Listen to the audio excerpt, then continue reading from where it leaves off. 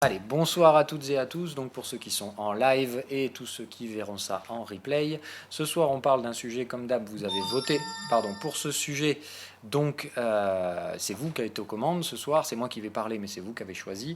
On parle ce soir d'application de la stratégie Pro Indicators, donc il va de soi que ce soir, on ne va pas revenir sur les bases, c'est-à-dire que normalement, vous devez savoir ce que c'est que l'étape 1, l'étape 2, l'étape 3 de la stratégie, et la partie Money Management. Ça, on ne va pas s'occuper du Money Management ce soir, on va simplement faire la pure application, c'est-à-dire où est-ce qu'il y avait des signaux de trading sur différents actifs en respect de la stratégie, voir si là on en a quelques-uns en direct, mais bon honnêtement là à l'instant il n'y a pas franchement grand-chose en termes de signaux, mais donc on va essayer de voir ça, et si j'ai un peu de temps en fin d'émission, j'essaierai de vous faire un petit preview de ce que ça pourra donner quand on passera à la version multi-time frame de Sine Wave.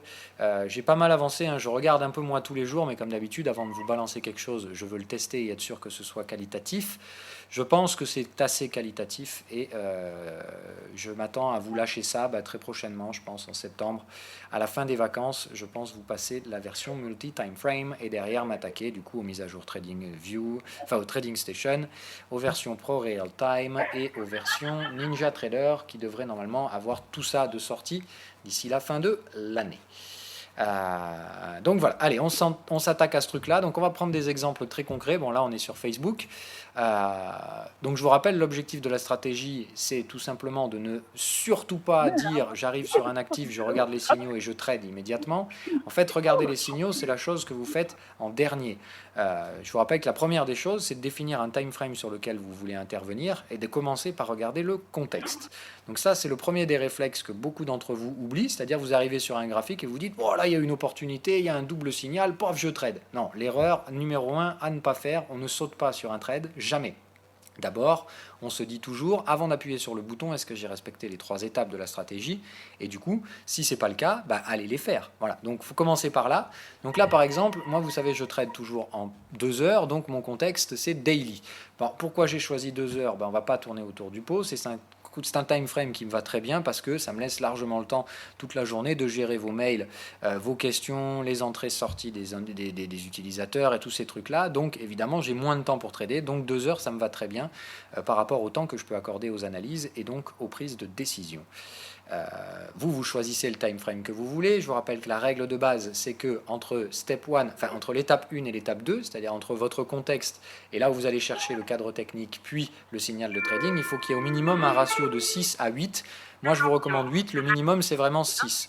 C'est-à-dire que si vous tradez sur un time frame 1 heure, il est formellement interdit d'utiliser un time frame autre que... attendez juste, je suis désolé, je coupe ceux qui ont des échos. Il est formellement interdit de regarder un contexte qui est inférieur à 6 heures et il est même recommandé de regarder un time frame 8 heures. Voilà, c'est ça que ça veut dire, ratio de 8. Si vous tradez en 2 minutes pour ceux qui font du scalping, le minimum c'est 15 minutes. Voilà. C'est à peu près ça qui est bien. 15 minutes, ça me paraît très bien pour trader un time frame de minutes en tant que contexte. Donc voilà, l'analyse du contexte... Normalement, le son est bien. Il faut que tu règles, Emma. Je vous laisse gérer les services pour ceux chez qui ça déconnerait, puisque ça a l'air de marcher pour les autres.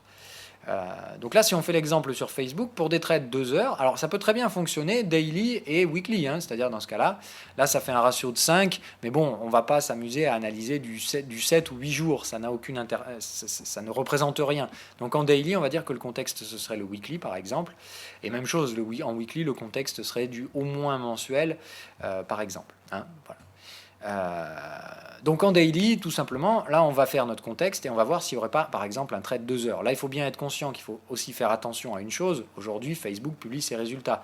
Donc là, on fait simplement de la théorie d'application de la stratégie. Il va en soi qu'il y a toujours des choses à prendre en compte à côté, et notamment les catalyseurs. On ne va pas trader d'une façon technique un signal qui pourrait se produire juste avant la publication d'un résultat, surtout sur un marché tendu comme ça. Donc en fait, on va même sortir de Facebook pour ne pas perdre notre temps. On va aller sur une autre action en cours. Voilà, par exemple, Tesla, que je viens d'aller renforcer tout à l'heure, on va voir, je vais vous expliquer pourquoi.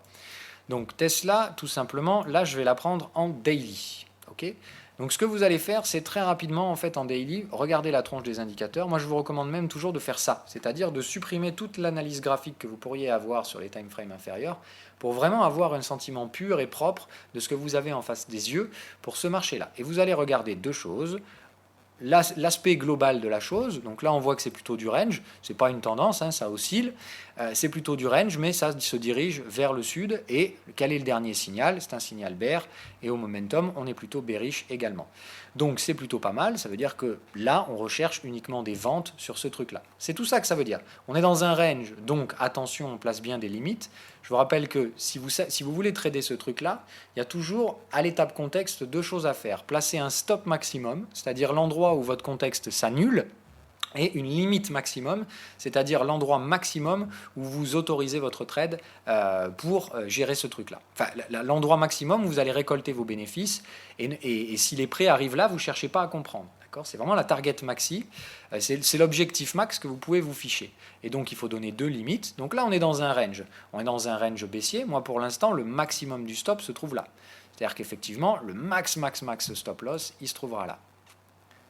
Okay, donc là, c'est ce que je vais appeler la vraie limite. Après, on va affiner, mais l'objectif, c'est que sur la partie contexte, vous ayez déjà effectivement un objectif. Moi, ma target max, elle sera effectivement là. C'est le support majeur qui précède le range. D'accord? Ici, c'est clair. Moi, ça arrive ici, je sors. Voilà. Je n'irai pas chercher plus loin. Sur ce support, il faut sortir. C'est bien ma target max. Ok? À partir de là, le boulot est fait. Ça y est, le contexte, c'est fait. Ça ne doit pas vous prendre plus de 2 minutes. Allez, on va dire 5 minutes dans le maxi si vous avez un petit peu. Mais il ne faut pas douter sur ce truc-là. C'est trouver un contexte. Donc, on vous a déjà dit dans l'émission qu'on a fait sur le contexte, il n'y a pas 50 choix possibles. C'est soit du range, soit de la tendance. Et dans le range, vous pouvez nuancer votre range, dire si le range est plutôt baissier ou le range est plutôt haussier. Moi, je vois que dans ce range, on a une probabilité plutôt baissière. Donc, pour moi, le contexte, c'est range baissier. Et il va de soi que donc, il y aura des prises de profit à réaliser sur l'ensemble des supports, puisque dans un range, on sécurise assez rapidement ses trades. Okay, donc il y aura une prise de profit partielle à faire sur ce support obligatoire, tout simplement parce que dans un range, on n'anticipe pas nécessairement la cassure des niveaux, mais on sécurise le trade sur les différents supports. Donc il y a ici ou là. Moi, je vais être franc, je vise plutôt ça. D'accord? C'est-à-dire qu'ici, j'aurai bien une prise de profit obligatoire de 50% de la position à réaliser si on atteint cette zone de prix. Ok? C'est ça que ça veut dire. Après, on va en 2 heures. Et on regarde. En 2 heures, il reste 2 étapes à faire. Le cadre technique et le signal de trading. D'accord? Donc, avant de passer au signal de trading, c'est la première chose que vous faites quand vous revenez sur le time frame local. Vous vous dites tout de suite, je regarde les signaux. Non, d'abord, cadre technique. Parce que les signaux qui se produisent dans des zones qui n'ont aucun intérêt, n'ont tout simplement aucun intérêt. Parce que c'est bien 3 étapes, et si je les ai numérotées, c'est parce qu'elles ont un ordre. Et il faut bien faire d'abord son contexte pour savoir quel cadre technique on recherche. Ce qui est important, c'est de comprendre que le cadre technique, il va devoir être biaisé en fonction de votre contexte. D'accord ? En fait, dans tous les cadres techniques, vous allez toujours avoir plusieurs choix. Un choix plutôt haussier, un choix plutôt baissier, mais il y a un intérêt de s'auto-biaiser. Là, on sait qu'on recherche plutôt des ventes, puisqu'on est dans un range plutôt baissier, donc dès qu'il y a une résistance, on cherche à vendre. Et on va chercher les signaux vendeurs. On va privilégier les signaux vendeurs, mais il faudra prendre en compte les signaux acheteurs pour la gestion du risque. C'est-à-dire que si je commence à avoir des TP ou des exits, il va falloir prendre des bénéfices. C'est ça que ça veut dire. Donc, je cherche un cadre technique vendeur. Okay, si vous avez du mal, dites vous-même que vous pouvez normalement cacher les indicateurs, c'est-à-dire vous mettez là-haut et vous cachez ça. Alors je sais même pas si on peut le faire en fait ici. Drawing Tools. On peut pas le faire avec les indicateurs, c'est dommage. C'est vraiment dommage, on peut pas tous les cacher d'un coup. Mais c'est pas grave. Sinon, voilà, vous dites si vous avez du mal et que vous ne pouvez pas vous empêcher de regarder les signaux, cachez-les. Voilà. Vous allez là-haut et vous utilisez ce petit bouton, ça vous cache l'indicateur. Bon, on va laisser là, mais voilà. Là, le but, c'est de trouver un cadre technique. D'accord ? Donc, dans ce cadre technique, moi, j'utilise un cadre technique héliotiste. Donc, je vais essayer de chercher un cadre technique. Je cherche normalement une vague A, donc je dois chercher 5 impulsions baissières. J'en ai une ici, une correction typique de vague 2, une vague 3. Et là, on est théoriquement en train de terminer la vague 4 et on est déjà donc au sein de la vague 5. Donc je vais étudier ma structure. Comme je suis dans une impulsion, normalement, je dois avoir une vague plus longue que les autres. Ici, je vois qu'elles ont été de même durée et d'amplitude plutôt relative. Pour respecter le fait que la vague 3 n'est pas la vague étendue, en héliotisme, il faut qu'elle n'ait pas dépassé 127. C'est le cas. Ici, on n'a pas réussi à clôturer sous les 127.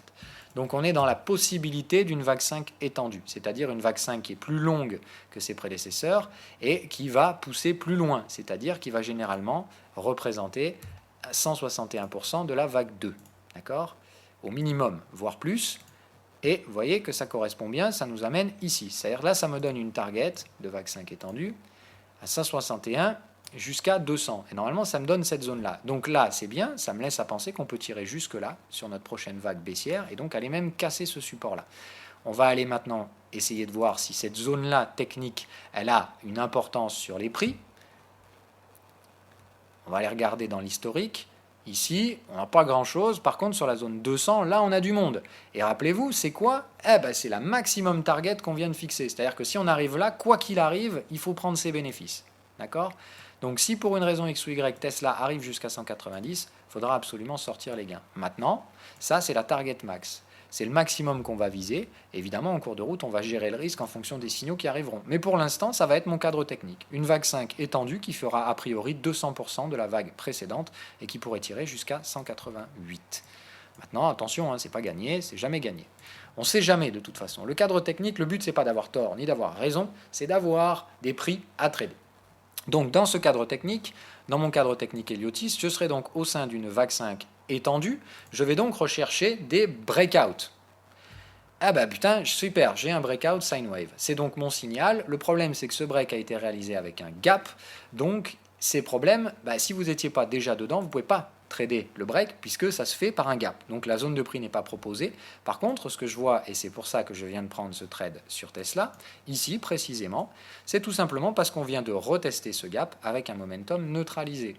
D'accord? Je ne l'ai pas pris sur ce niveau-là, parce que là, le momentum est toujours BR, donc c'est trop tard. Et je vois que pour l'instant, on a touché la target et qu'on n'a pas réussi à aller plus loin que ça. D'accord? Donc pour l'instant, la target est là. Mais si je suis bien bon, si on est bien dans une vague étendue, on va installer une tendance. Donc normalement, on doit casser cette target. Donc là, l'invalidation de mon scénario, c'est la cassure du point 4. Donc là, mon stop, il vient de s'abaisser ici. OK? Mon trade, il est donc ici, sur le niveau technique du gap.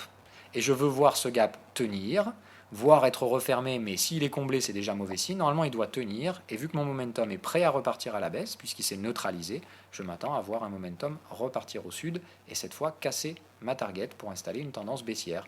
Donc à la suite de ça, tout simplement, je vais laisser continuer le momentum jusqu'à une divergence. Je vous rappelle que la structure de breakout, c'est toujours comme ça que ça se construit. Quand on a un break valide, normalement, on vient chercher la target, et puis ensuite, on pousse jusqu'à ce qu'il y ait divergence. C'est-à-dire qu'on laisse la tendance s'installer jusqu'à ce qu'elle ralentisse. Quand elle ralentit et que le momentum est divergent, c'est-à-dire qu'on vient tester un support et que le momentum n'a pas réussi à faire un nouveau plus bas, c'est là où on s'arrête. Et généralement, le prix retrace, vient chercher un cycle bear, puis pousse une dernière fois pour aller chercher le TP ou le exit, qui est donc la pattern qui marque la fin de cette tendance.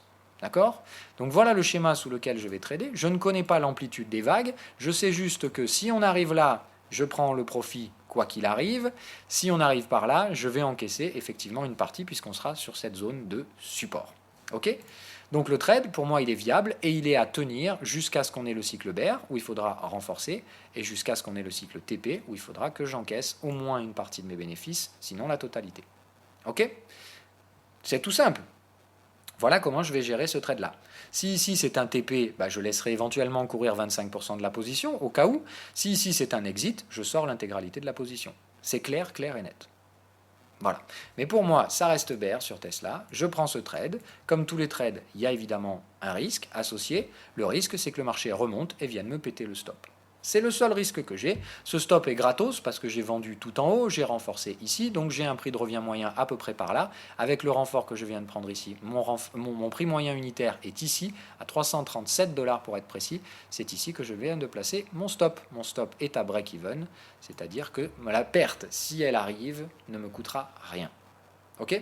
Par contre, je perdrai tous les gains que j'ai en latent sur Tesla et ils sont assez conséquents. Donc ça me ferait chier si mon scénario venait à être invalidé parce que je vais rendre des gains que j'ai bien mérités. Maintenant, évidemment, si ça paye, évidemment, je vais gagner beaucoup plus d'argent que si je n'avais pas renforcé ici. Voilà. La stratégie, c'est ça. Donc là, c'est un trade en pure application de la stratégie.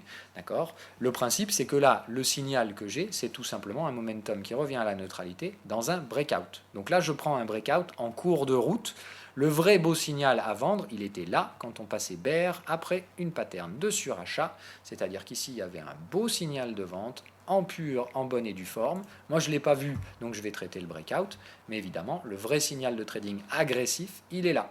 Là, je rentre sur une pattern de breakout, donc évidemment, le stop est conséquent par rapport à l'objectif. Un trade sur breakout, ça rapporte toujours moins, mais le trade spéculatif était là. Voilà. En attendant, j'ai déjà pris les premiers trades spéculatifs bien plus haut, là-haut, et ça s'est bien passé. Est-ce que juste sur cette partie-là, il y a des questions? Si vous avez des questions, n'hésitez pas. Et sinon, vous mettez le @filerx pour que je vois la notif ici. Hein. Si vous voulez m'interrompre et que vous n'avez pas le micro, c'est comme ça qu'il faut faire. Donc on va prendre un autre exemple. Il y a quoi comme trade? Allez, le gold, parce qu'en ce moment, c'est vrai que celui-là, il est quand même assez intéressant. D'un point de vue technique, il est très très propre. Si vous avez des questions, c'est pas grave. Hein, je reviendrai après dessus. N'hésitez pas à poser. On fait ces émissions en live, je vous le rappelle, pas pour que ce soit un cours académique, mais justement pour que vous puissiez intervenir s'il y a des choses que vous ne comprenez pas. Vous ne voyez pas la loupe?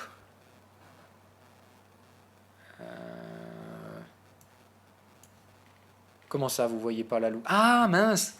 Ah oui, comme je vous partage l'écran, mais que je vous partage la fenêtre, vous ne voyez pas la loupe. Alors par contre, elle y sera sur le replay.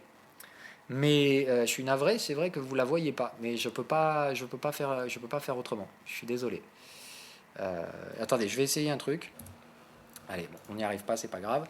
Donc on continue. On va faire un exemple ici sur le gold. Alors à la limite, moi je vais même, j'aime pas partir de graphique tout prêt, tout fait, parce qu'effectivement vous voyez déjà le résultat avant qu'on ait commencé. Donc on va faire XAUUSD. Hein, on va prendre le gold, mais ailleurs. Hein, voilà, donc on va le prendre chez ICE. Voilà, comme ça, là, il n'y a rien.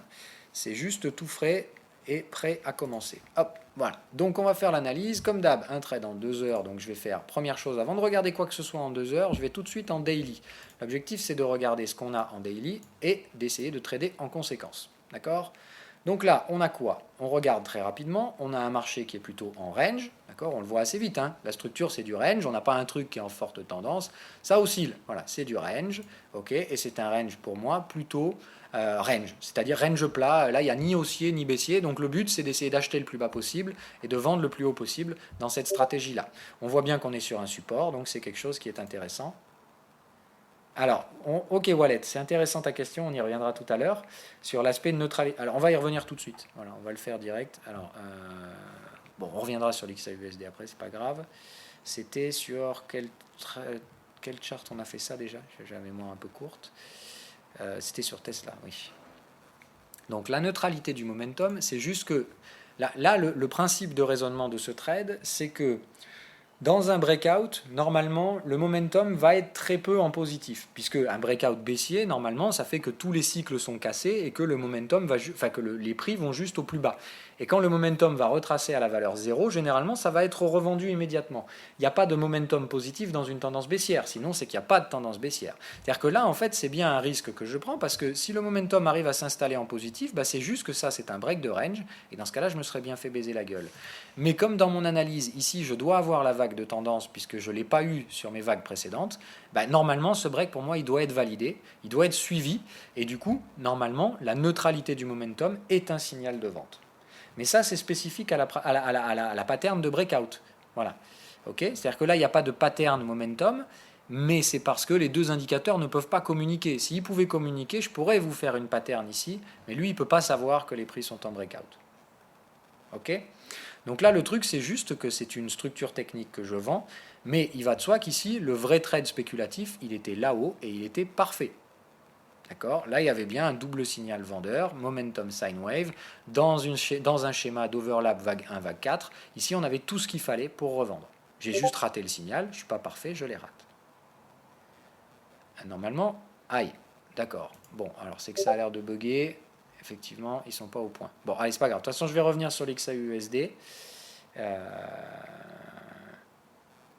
Ouais, l'image a frisé. Hein, donc c'est...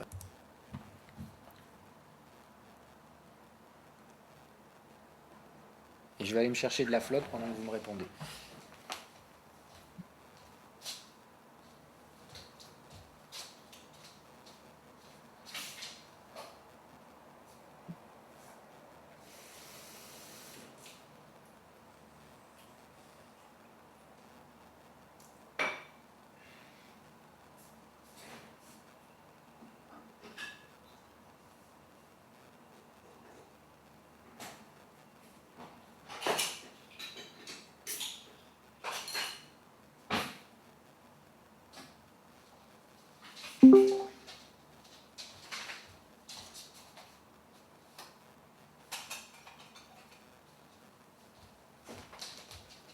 Alors, tu peux répéter la question. Voilà. Donc la question, je la répète comme ça. On a coupé le replay. Donc le truc c'est, vous avez toujours le partage d'écran? Oui, ça marche. Là, tu as un double cycle Baire, d'accord? Enfin, tu as un cycle Baire et un signal bearish. Ça donne deux options. Moi, j'aimerais voir ça, d'accord? Le marché passer à travers ce cycle Baire. Ça donne plusieurs options. Soit on va juste le traverser, et Sine Wave va normalement donner une target là-haut. Option numéro 2, Sine Wave détecte un breakout, d'accord? Et va nous mettre donc effectivement une target là-haut. Rappelez-vous, si vous voulez savoir où Sine Wave va mettre la target, vous prenez le niveau de la Sine Wave actuelle, vous allez chercher la plus basse clôture, voilà, ici. Alors la plus basse clôture au maximum sur 50 périodes ou la plus basse clôture du dernier cycle. Là, il va aller chercher ici, normalement, et on reporte au nord. Alors normalement, il va même chercher, à 50 périodes, il va même chercher le plus bas, normalement. Donc là, normalement, si je ne m'abuse, si on casse ce cycle Baire, la target, elle va se trouver ici. D'accord? C'est ici qu'on aura la target Sine Wave. Qu'est-ce que ça fait comme différence si j'ai un breakout ou pas?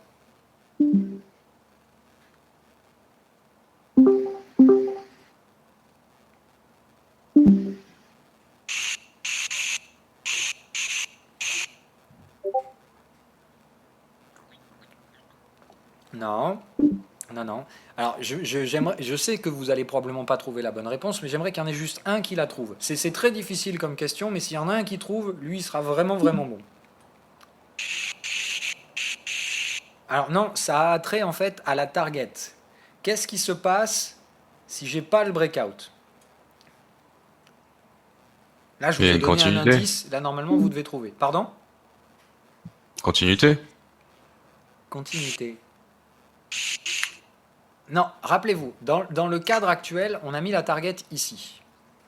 Ok, c'est-à-dire qu'on ne cherche pas à prendre des profits tant qu'on n'est pas vers cette zone-là. Si j'ai pas de breakout, ça veut dire que le cycle bear, il reste bear. D'accord? Ça veut dire que le sine wave détecte toujours des oscillations baissières. Il va me mettre une target ici. Normalement, je suis supposé mettre ma target là. Parce que sine wave restera bear, et donc ici, j'aurai un gros risque. En tout cas, ici, si j'ai le moindre signal de confirmation baissière du momentum, ici, je vais devoir prendre des profits pour sécuriser mon risque. Est-ce que vous comprenez pourquoi? Et pourquoi, si c'est un breakout, dans ce cas-là, je garde ma target ici. Voilà. En fait, la différence, c'est que s'il n'y a pas de break, la target, elle va être rouge. Ce qui veut dire que ça reste un niveau résistant. Et si, comme par hasard, ici, je me mets à retrouver un momentum baissier, une quelconque pattern de momentum baissier ici, eh ben, il faudra revendre. En tout cas, il y aura un risque de signal vendeur. Et comme on achète, le risque de signal vendeur, ça veut dire qu'il va falloir... le risque du signal vendeur, ça veut dire qu'il va falloir... ça veut dire qu'il va falloir gérer le risque. Comme on est à l'achat, si on a un signal de vente, il va falloir sécuriser les gains. Ce qui fait qu'effectivement, la target ici, elle sera éventuellement abaissée là, et ici, probablement qu'il faudra déclencher un TP partiel. Il n'y aura pas de raison de flipper plus que ça, mais il faudra mettre un TP. Après, vous choisissez la taille de la position, je l'ai toujours dit, ça c'est en fonction de votre gestion du risque. Alors par contre, merde, du coup, j'ai pas remis l'enregistrement, donc on va remettre. On va le refaire pour les enregistrements. Alors une seconde, je remets en pause parce que mon chat me gonfle. Je vais juste voir ce qu'il a.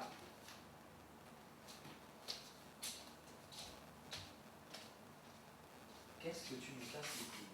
T'as à bouffer et t'as à boire.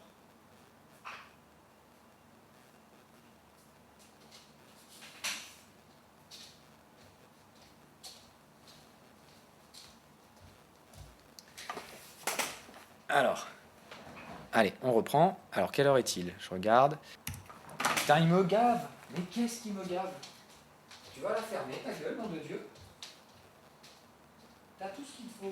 Qu'est-ce que t'as? Allez, viens, on fait un câlin. Chut, ta place, toi. Tu vas à ta place. Va à ta place. Et vite. Ta place.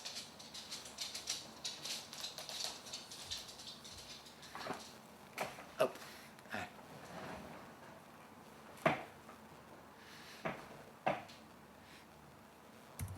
Allez, pardon. Donc on reprend ici. Je ne sais absolument pas à quel moment on a coupé, je suis navré. Là, on vient de passer sur l'euro-yen, donc on va refaire un point rapide sur le... Ah oui, d'accord.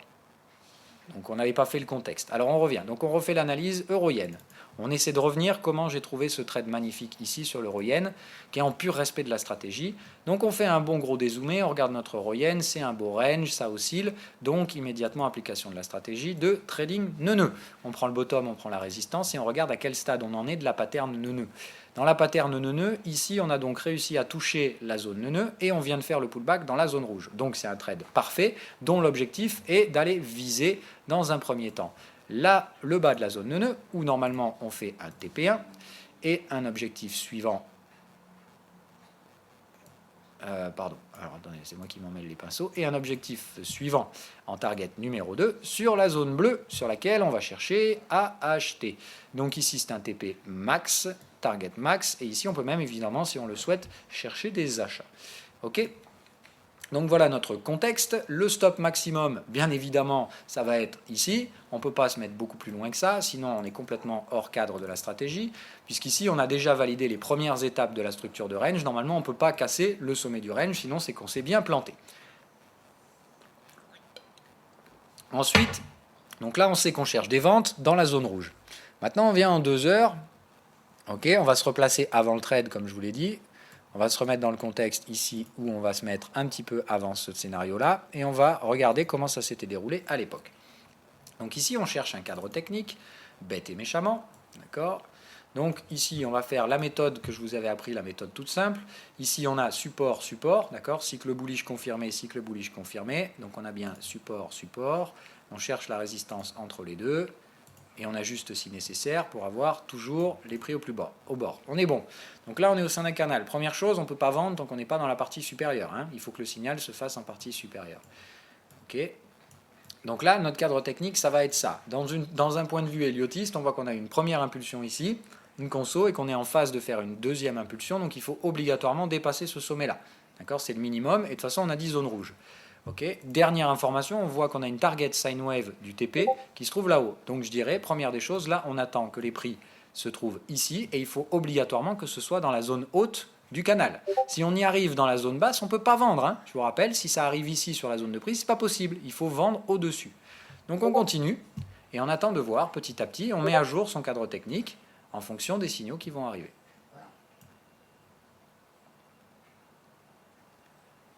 Ok, toujours dans la... Ah, on arrive dans la partie haute du canal, c'est bon, c'est intéressant. Ah, on repasse en partie basse, on ne peut rien faire. Partie basse, on ne peut rien faire.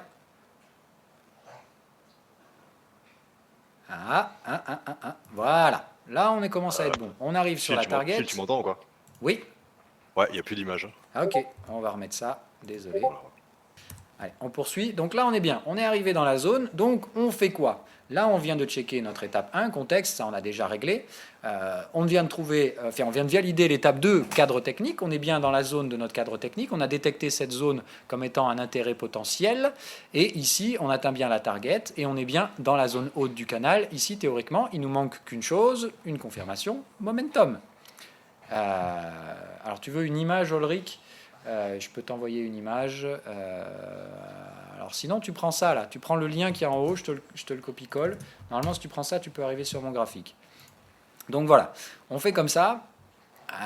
Donc tu arrives ici. Tu as une zone résistante. Donc là, pour vendre, il te faut au moins une confirmation momentum. Tu es toujours dans un cycle TP et tu es sur la target. Donc là, tant qu'il n'y a pas de confirmation momentum, c'est pas possible de faire une vente. Hop. Voilà. Là, tu as eu ta confirmation au momentum et tu as eu ta vente et tu as eu ta confirmation sur le prix. Donc ici, si tu veux, il y a une opportunité de prendre un trade en respect de la stratégie. Par contre, bon voilà, moi je n'avais pas utilisé ce cadre technique. Moi, mon cadre technique, il me demandait d'aller plus haut. Mais ici, en pur respect de la stratégie, tu as un trade short à prendre. Ici, tu vends. POC. Vente au marché. Alors évidemment, tu dois placer un stop. Donc là, il faut définir un stop. Moi, je dirais qu'ici, le stop qu'on a mis, il est beaucoup trop gros. Je mettrai un stop au-dessus de cette résistance-là. C'est-à-dire que là, je prendrai mon stop, je le mettrai là. Tu dimensionnes la position en fonction d'eux, et tu te mets en stop au-dessus de la résistance majeure et au-dessus de la zone rouge. C'est un trade assez intéressant, surtout au vu des targets. Là, le ratio risque-rendement est quand même vachement balèze. Okay, un premier trade, il n'y a pas de souci, celui-là, tu le tentes. Voilà. On continue, parce que moi, j'avais quand même un cadre technique différent. Mais on va voir comment j'aurais géré le trade si je l'avais pris ici. Donc là, c'est bien, ça rebaisse, ça veut dire que c'est cool, tu as fait ton job, tu vois que le momentum, il a réussi à casser le bottom, c'est plutôt bon signe. Ton momentum est en train de préparer un retournement vendeur, c'est plutôt pas mal. Moi, là, face à un truc comme ça, je serais plutôt confiant. Aïe, là, problème. Tu tapes un double signal bullish, donc qu'est-ce que tu fais? Il y a un support, ça veut donc dire qu'ici, tu as ton niveau pour valider. D'accord? Ici, tu viens de constituer un support. Donc, tu peux placer ton niveau de validation. Ici, ton trade sera validé si tu viens casser ce support. Donc là, tu as bien ta validation. C'est ici que tu pourras prendre tes trades en breakout. Donc, quand tu fais ici, tu attends que les clôtures arrivent. Et la moindre clôture sous ce truc-là, c'est le moment où tu peux abaisser ton stop et prendre un renfort si tu le souhaites. Là, pour l'instant, tu attends. D'accord? Tu es entre la validation et le stop. Aïe, on commence à passer au-dessus de ton prix d'entrée. C'est pas d'enfer, hein? Mais tu es toujours dans ta gestion du risque, il n'y a pas de raison de flipper. Encore une fois, des fois, les signaux ils vont arriver bien plus tôt que ce que vous devriez prendre. Tout dépendra de la précision de votre cadre technique. Là, on a pris le cadre technique le plus pourri qui existe, c'est celui où je vous dis de tracer un canal. Donc celui-là, effectivement, il n'était pas furieux, quoi. Moi, dans mon vrai cadre technique, celui que je vous ai donné, je vous ai dit qu'il fallait dépasser ça absolument et que c'était au-dessus de ça qu'on pourrait prendre la vente. Donc, j'aurais jamais pris cette vente-là. Moi, je cherchais une vente légèrement plus haut. Et ici, j'avais tout ce qu'il me fallait. D'accord? Là, la pattern, c'est TP, double TP de suite. Et ici, on a bien une confirmation, le triangle, la pattern exit. Là, on est vraiment balèze. TP, exit, c'est un beau combo. Et ici, on a bien en plus le triangle. Là, ici, théoriquement, si vous le souhaitez, vous pouvez même prendre un petit renfort. Si vous le souhaitez, d'accord? Ça dépend de votre risk management. Si ici, vous avez toujours la possibilité de rester dans votre money management, le stop doit rester là-haut. Hein. Là, on est bien d'accord, le stop doit rester là-haut. Mais ici, si vous le souhaitez, deuxième renfort, moi, ça, c'est le trade que j'ai pris.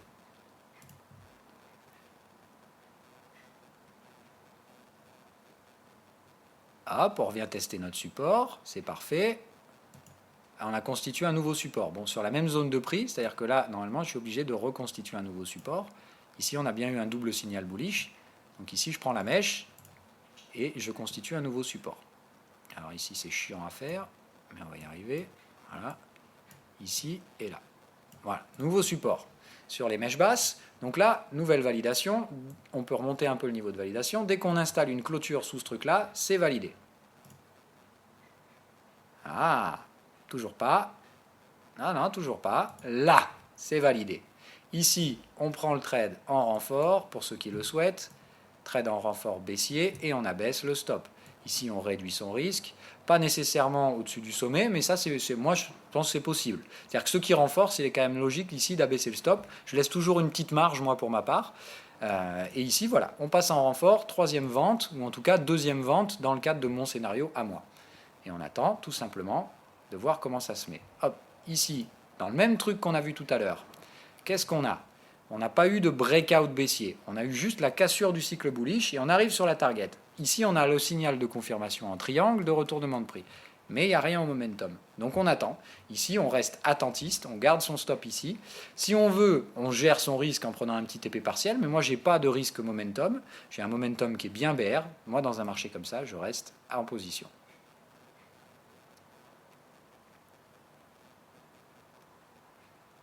Hop, là, il faut gérer son risque. Pourquoi? On a eu une pattern bullish sur une target bullish avec un triangle. Ici, TP 50%, ou en tout cas, ici, il faut gérer son risque. Donc, soit vous abaissez à nouveau le stop pour réduire le risque, soit vous prenez un TP partiel, 25, 50%, comme vous voulez, mais là, il faut prendre un TP. Donc ici, on met une position à l'achat pour racheter partiellement son trade. Mais on reste baissier.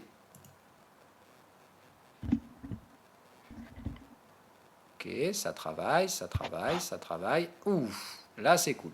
Voilà, on y est à l'instant présent sur l'euro-yen. Donc là, on est revenu en temps réel. Donc là, ce qui vient de se passer, c'est très bien.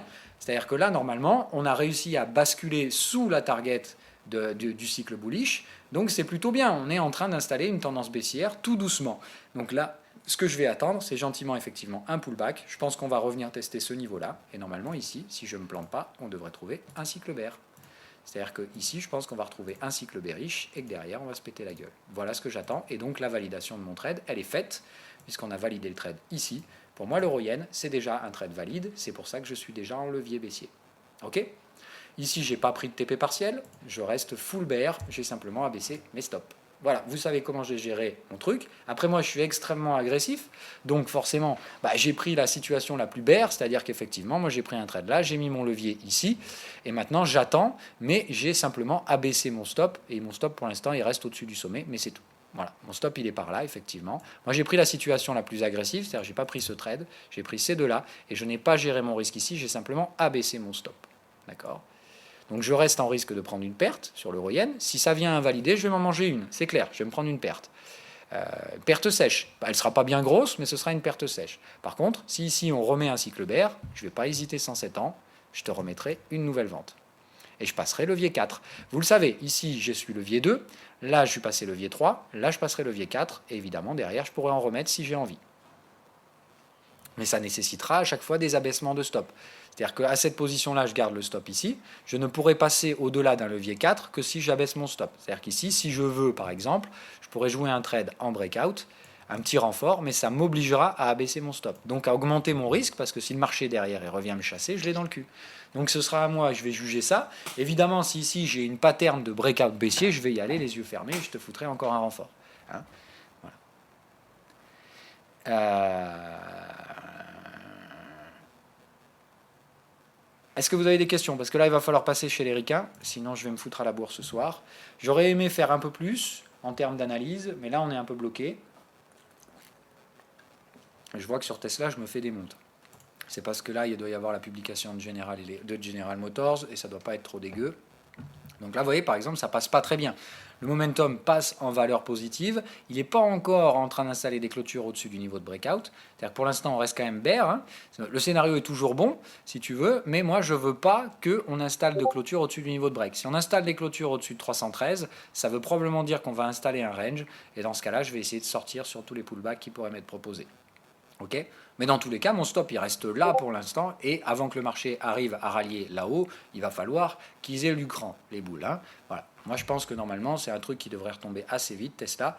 Mais bon, normalement, on n'aurait pas dû retrouver un momentum bullish, surtout quand on était sous une résistance avec un gap baissier. Donc on clôture le gap baissier. C'est déjà pas très bear, mais on va voir si c'est... Après, ça peut être juste une mèche à la con. Hein. Il reste 1h25 pour clôturer la bougie. Si elle clôture avec une mèche, vous pouvez être certain que ça va mal terminer, ce truc-là. Hein. Voilà. Après, normalement, là, c'est déjà clôturé, vu qu'il est 22h04. Donc là, on est en clôture daily, comme ça. On va voir comment ça réouvre demain.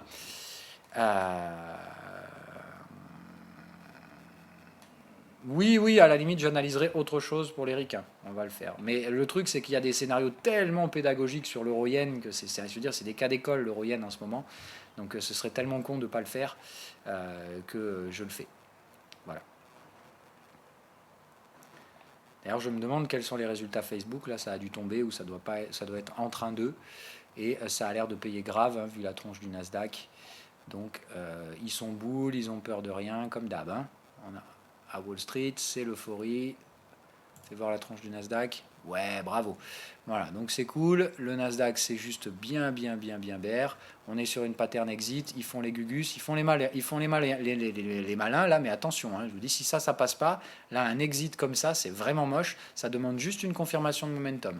Donc là, dès que momentum me donne un signal vert, le Nasdaq, il est violemment shortable parce que exit, c'est pas la moindre des patterns. Ça veut dire que les acheteurs sortent et que les vendeurs sont déjà en train de se positionner. Donc on va voir. Moins 6% sur Facebook, ça commence bien. Ça me plaît bien. Donc c'est pas mal. Ça va morfler demain sur les marchés dans cette condition-là. En tout cas, le Nasdaq, moi, je suis bien positionné sur ce truc-là, puisque j'avais donc une vente ici prête à être exécutée. Elle a donc dû être exécutée. Je ne sais pas pourquoi il y a un stop là. Ça doit être pour une analyse à la con, mais... Je n'ai pas de stop là, hein. Au contraire, j'ai une belle vente qui vient d'être exécutée là sur le Nasdaq. Donc je suis tranquillement short 7495 et je pense que ce truc-là va se péter la gueule. Et le jour où le Nasdaq va commencer à shorter, c'est une bulle, hein, le Nasdaq.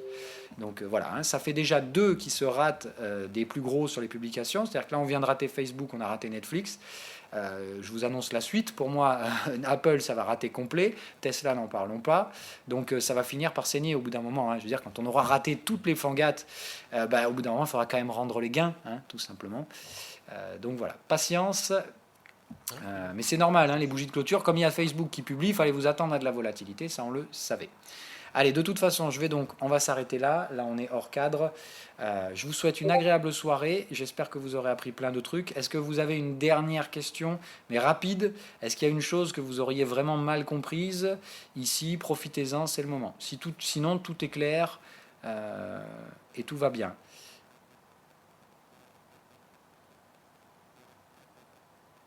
On en fera d'autres, hein, des émissions comme ça, parce que de toute façon, j'ai des thèmes encore à aborder avec vous, mais les parties théoriques et techniques, on en a déjà traité la plus grande partie, ce qui fait qu'au bout d'un moment, je vais arriver au bout des thèmes que je peux vous apprendre et des choses que je peux vous transmettre. Quand on arrivera au bout de ces trucs-là, on pourra de temps en temps faire une émission comme ça, en remplacement de simplement purement application de la stratégie. Voilà. Mais voilà, Simi, il faut bien faire attention, encore une fois, les indicateurs, je sais que pour la plupart, vous vous imaginez que comme je suis balèze en trading, c'est grâce à mes indicateurs. Les indicateurs, c'est une étape de la stratégie, encore une fois. Ce qui a vraiment de la valeur chez moi, c'est pas nécessairement les indicateurs. Bon, évidemment, pour moi, ils ont de la valeur, c'est mes bébés. Je vais pas vous dire que c'est de la merde, ce serait complètement débile. Mais soyez conscient que ce qui a vraiment de la valeur chez moi, c'est gratos, et c'est la stratégie. C'est de bien comprendre qu'il faut respecter les étapes 1, 2 et 3. Les indicateurs, ils ont une incidence dans le respect de la stratégie, mais ils ne sont pas absolument nécessaires. Vous pouvez très bien appliquer ma stratégie sans appliquer ça avec les indicateurs. Ok, c'est aujourd'hui que tu as le plus appris, c'est cool. Et encore aujourd'hui, on a pris des cas d'école, mais des cas d'école pas faciles non plus. Il y a des trades comme ça qui sont beaucoup plus faciles. Hein. Mais c'est vrai que là, par exemple, l'euro yen, celui-là, c'était carrément banqueroute, quoi. Hein. Mais j'aime pas trop, si tu veux, faire cette analyse a posteriori, le truc de dire voilà comment j'ai fait à l'époque, tout ça, tout ça. Donc je préfère revoir des trades que j'ai vraiment pris et que à l'époque j'ai construit ces scénarios avec vous, comme ça, si tu veux, pour l'aspect psychologique. J'aime pas les mecs qui prennent le passé et qui te disent voilà, là il y avait un trade qui était absolument parfait en respect de la stratégie, alors que le mec il l'a pas du tout tradé. L'euro yen, vous savez que je l'ai tradé, je vous ai donné le prix avant, je vous ai dit quand je l'ai exécuté. Voilà, le problème, c'est que ça réduit aussi le champ des possibles, parce que je dois trouver des trades techniquement propres que j'ai tradés et que je vous ai annoncé avant pour qu'il y ait quand même l'aspect transparence. Donc voilà. Là, il y avait l'euro yen, il y a le dollar, il y a le gold qui est en cours, et celui-là, on va voir s'il se déclenche. Mais évidemment, le jour où il se déclenche, vous ne pourrez pas me dire que je ne l'ai pas préparé, celui-là. Ça fait 3 mois que je cherche le bottom de cette saloperie de gold. Quand je vais l'avoir, je peux vous garantir que je vais y coller du levier sur celui-là. Mais pour l'instant, ça reste spéculatif. Ok ? Oui, voilà, le trade BTC aussi, c'est un truc, j'ai pris beaucoup de plaisir à le faire avec vous, parce qu'on l'a fait ensemble de A à Z, et ça, si tu veux, ce qui me gonfle, c'est que tu trouves toujours de toute façon des mecs qui vont te dire c'est facile d'analyser quand ça s'est déjà produit, c'est facile de ceci, c'est facile de cela, ou alors c'est facile de dire si, mais tu le fais pas parce que t'es pas un... voilà, l'analysme, quoi, le délire de donner des trades qu'on n'a pas pris. C'est pas mon cas, je veux dire, normalement vous aurez compris que je suis quand même un vrai trader, quoi, donc après c'est mon job. Mais oui, il y aura les rediffusions, bien sûr, il n'y a pas de souci. Et voilà, bref, pour la transparence, c'est cool parce que là, personne ne peut critiquer. Voilà, le trade euro yen, il a été donné, il n'y a pas de souci. Je suis complètement transparent aussi sur mes trades de gold, même si pour l'instant, je suis toujours la tête sous l'eau, hein, qu'on soit bien d'accord. Le gold, je traîne toujours des achats qui sont pris un peu plus haut. Et forcément, pour l'instant, j'ai la tête sous l'eau. Donc je ne suis pas encore en positif sur le gold, mais ça ne va pas tarder. Et après, évidemment, je passerai en levier. Et puis si je dois me faire péter les stops, encore une fois, ce sera en toute transparence. Je ne cache pas. C'est comme le BTC. Quand on l'a pris ensemble, ce scénario, ça pouvait très bien se péter la gueule et me déclencher les stops. Voilà.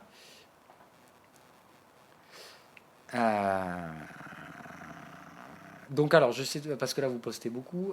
Est-ce qu'il y a d'autres... Non, j'essaie de voir s'il n'y a pas des questions techniques. Mais oui, le mode replay, c'est très bien. Mais on fera des modes replay, des bons trades. Voilà. Enfin, des bons trades. Des trades qui ont une importance pédagogique. Bon, allez, je vois que le replay vient de sauter. Enfin, le replay vidéo vient de sauter. Et de toute façon... c'est carrément ma connexion qui vient de merder. Donc, allez, de toute façon, on a fini. Je coupe le replay. Je passe en anglais pour ceux qui sont bilingues. Et qui ont envie de se la faire en américain derrière. Évidemment, on essaiera d'analyser peut-être d'autres actifs, mais on va quand même rester, je pense, sur les mêmes. Allez, bye bye et bonne soirée.